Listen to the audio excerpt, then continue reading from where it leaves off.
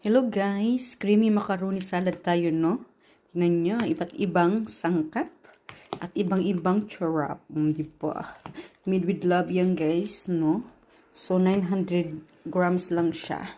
Hindi talaga nasakto na 1 kilo na macaroni, no? Ayan din, 2 double thick cream ang ginamit ko para malapot talaga siya. Di ba? Magata-gata talaga siya.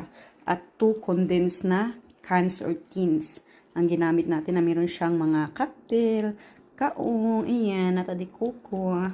Di may cheese siya, ayan, para balanse yung tamis at yung parat. Din tapos, meron siya mayonnaise din, no? Para may asim din siya, may asim din ba? So, may maalat, may sweet, at may maasim, di ba? Yung combination, yung combo ng ating lasa. Yung panglasa natin, para macharap siya.